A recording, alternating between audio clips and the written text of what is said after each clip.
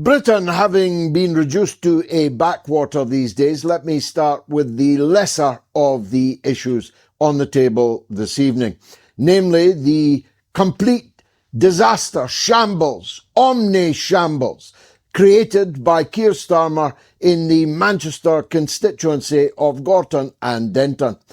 For international viewers, that's a constituency in which we, the Workers' Party, are extremely strong. We have a hard-working councillor there, Shahbaz Sarwar, who took that seat just a couple of years ago, less than that, from the deputy leader of the Labour Party on Manchester City Council. Since when, Shahbaz Sarwar has become a celebrity councillor. People come from all over the city to seek his advice rather than the advice of their own councillor.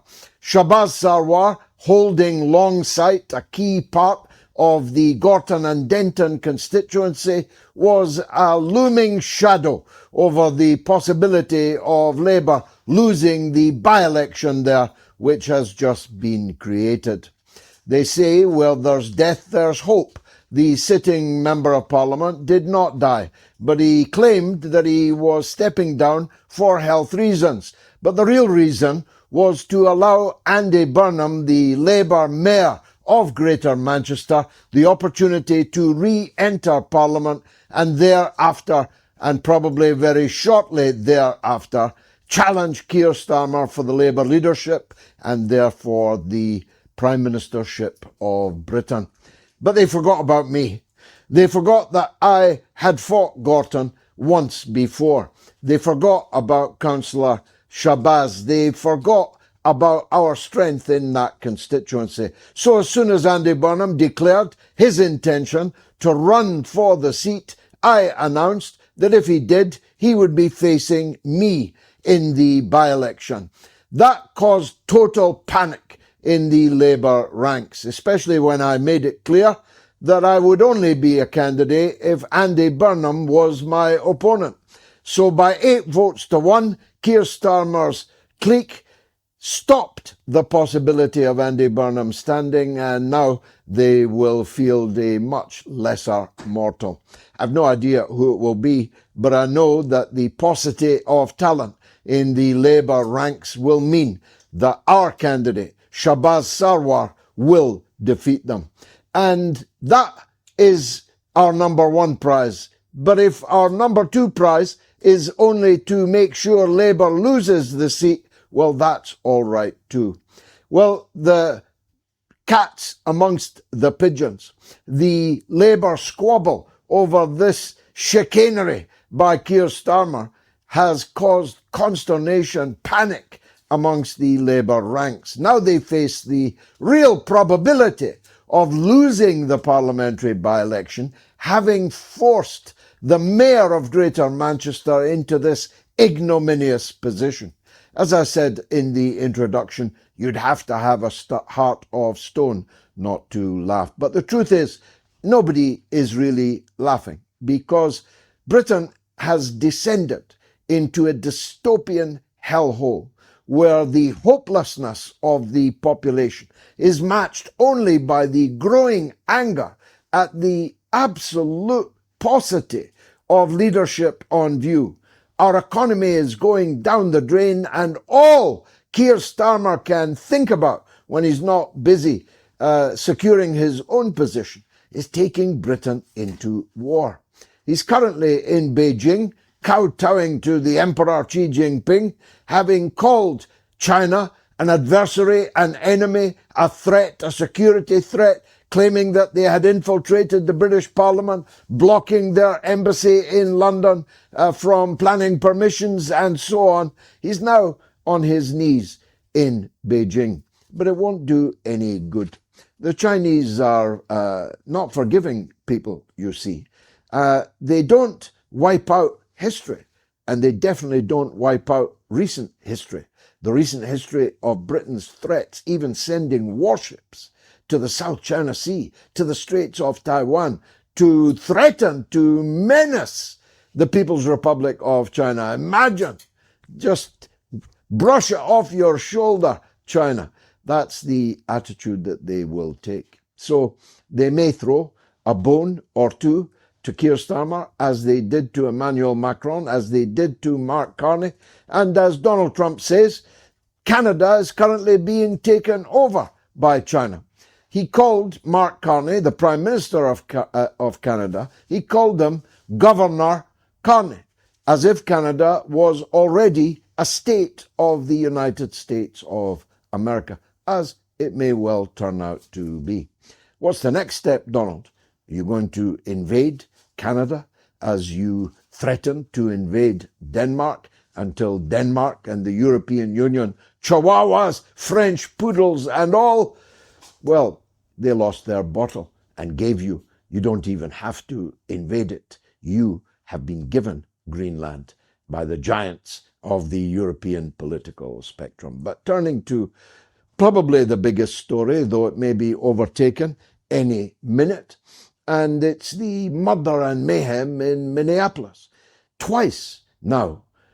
First of all, a white mother was shot dead in the face in the car, through the car window by an ICE agent as she was leaving after dropping off her child at school. Shot dead with 2 rounds to the face by these SA, these brown shirts that are now the personal private army of Donald J. Trump. States' rights? Ha! The United States fought a civil war on the issue of states' rights. It's bedeviled American politics since the beginning of the Union. And the states are now being shown by Donald Trump that they control meaningfully nothing at all. That if an emperor like Caligula Trump comes to power, he can and will do anything that he wants across the world, but also against you, the American people, against your Constitution, which is now not worth the paper it's written on. Your rights? What about the right to carry arms? The man that they murdered on the screen right now, the man that they murdered was carrying a weapon, which he was fully entitled to do. It was in a holster about his person. He had a legal gun license. He was licensed to carry a concealed firearm. And in any case, they took the firearm from him before they murdered him in cold blood on the ground with at least 6 ICE agents on top of him. They murdered him in full view on camera in cold blood. And the people of Minneapolis have risen up. And the people of the United States are going to all rise up against their president. He has clearly lost it. He's lost his marbles, as we say in this country. He's lost his mind. Now he must lose his office. Because I'm telling you that Donald Trump is dealing nothing but death and destruction around the world and at home. At home and abroad, it's the same picture. This ICE private army is the IDF in action, the Israel Defense Force in action. Everything they do, every attitude they strike, gamboling across the road, clapping their hands, cheering over the murder of an American citizen, and not just any American citizen. He is an ICU nurse. A nurse, by all the testaments I've been reading, of the very highest order. And where does he work? He works at Veterans Affairs. He treats U.S. military veterans for a living, or he did before he was dead at the hands of Donald J. Trump.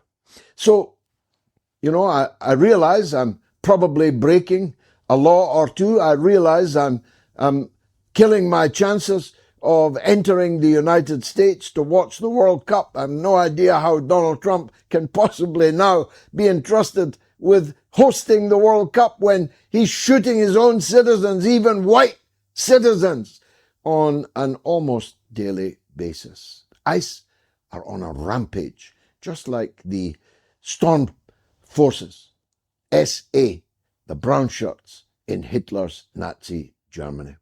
In fact, to me, Trump is increasingly resembling the fascist dictatorships of the 1920s and 30s. He doesn't have the moustache, but he's definitely got the Mussolini jowls. He's definitely got the Mussolini persona. He is metamorphosing into the Italian dictator Il Duce. But Il Duce had mass support amongst the Italian people. As we're about to find out, in just a few months' time in November, Donald Trump has lost mass support. When he gave that middle finger to the firefighter in the Ford motor plant in Michigan, I said at the time he was giving the finger to the blue-collar working class in America. And this murder of this ICU nurse in Minneapolis may well send the temperature in the United States to boiling point amidst the frost and snow. The military assets are all in place for a war against Iran. In fact, if it wasn't for this latest brouhaha, he might very well have launched a new US war against Iran. Iran certainly believes so. Iran has battened down the hatches, has primed the missiles, including the world's most effective hypersonic missiles that they did not use in the 12-day war, but will use immediately if war breaks out against Iran in the next days or even weeks. These missiles will decimate the oil economy of the entire Persian Gulf. Every country that hosts American bases on their land will see those assets destroyed.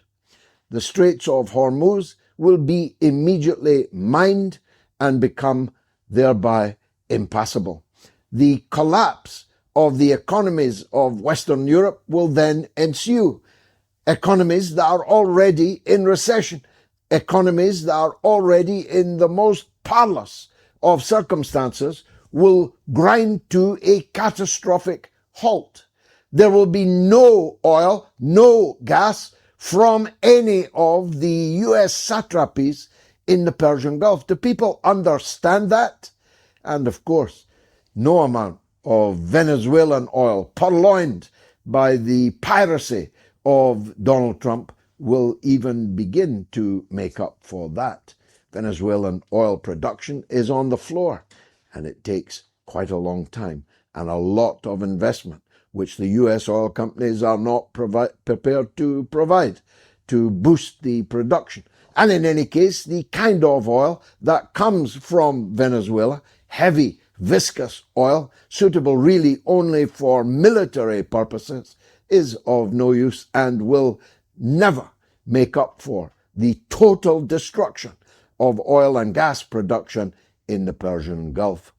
The Iranians have said any attack on us will be treated as all-out war, treated as a full-scale regime change attempt, whether it is or whether it isn't. And they will fire back all guns blazing, first in their own region, then against Israel, and then against American military bases scattered all around them. Ever taken a look at where the US bases are around Iran?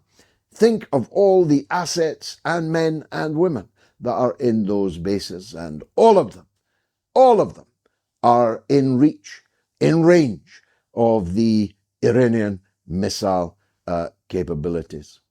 We'll be talking to the one and only Scott Ritter in just a couple of minutes, who's ideally placed to discuss all of these issues. So I will turn now to the issue that is still the biggest enchilada of them all. It appears that the negotiations to bring an end to the disastrous NATO-Russia war in Ukraine have begun to accelerate. It appears, given the talks that took place in Abu Dhabi yesterday, the private contacts in Mar-a-Lago And in Moscow, Witkoff and Kushner. Who's Kushner, by the way? Who elected him? Who appointed him? But he is now a key negotiator for Donald Trump, not just on the Ukraine track, but also on the Gaza track. Well, Witkoff and Kushner were in Moscow. They were immediately ushered into the presence of the president of Russia, Vladimir Putin, and the talks lasted well over 3 hours. Zelensky's meeting with Donald Trump lasted 49 minutes. You can do the maths, you can do the arithmetic. It seems to me, and we'll see if Scott Ritter agrees, that we are on an accelerated, maybe final furlong. Do you understand furlongs around the final lap of the race to bring about an end to the Ukraine war? But I'm sure of one thing, that the terms on which it will end will be far more painful for Zelensky and for NATO than they would have been if they'd been concluded earlier. Much, much earlier and much, much more punishing. It seems to me that Russia cannot possibly agree to allow the Zelensky clique to continue to govern Transnistria, where the merger between Moldova and Romania now appears to be certain. Well, if they think they're taking Transnistria and its entirely Russian population into NATO as part of a merger between Moldova and Romania, they've got another thing coming. It seems to me that Russia cannot possibly agree to stop fighting, which it is winning headlong dash, all the way to Kiev if they want to. It seems to me impossible to imagine that the Russians will agree to leave the priceless Russian jewel of a city, which I know so well, the city of Odessa, in the Kiev regime's hands. It seems to me that Russia has no option but to landlock the rump state of Ukraine that will emerge at the end of these negotiations. In the last 2 minutes, let me turn to Gaza. I can almost not be, I thought nothing would surprise me. I thought that nothing would amaze me more than what happened this week. The Board of Peace, as mangy a crew as could possibly be assembled, hooks and crooks and comic singers, assembled to Donald Trump's Board of Peace, and Donald thanked them for inviting him to be the chairman of the board. There was Tony Blair, the murderer of 1 million people in the Middle East, the Middle East envoy appointed by George W. Bush, who was responsible for the massacre of Arabs and Muslims all over the world. There was some, wouldn't be politic perhaps for me to identify all of them, but the crew that was assembled are the least likely board of peace that you could possibly imagine. As Elon Musk put it, more a board of peace, a piece of Venezuela, a piece of Palestine, a piece of Lebanon, a piece of Iraq, and a piece, perhaps, of Iran. But having declared an era of peace and plenty, Donald Trump might well be about to blow it all up in the Persian Gulf. Let's hear from the one and only Scott Ritter about this and more. Stay tuned.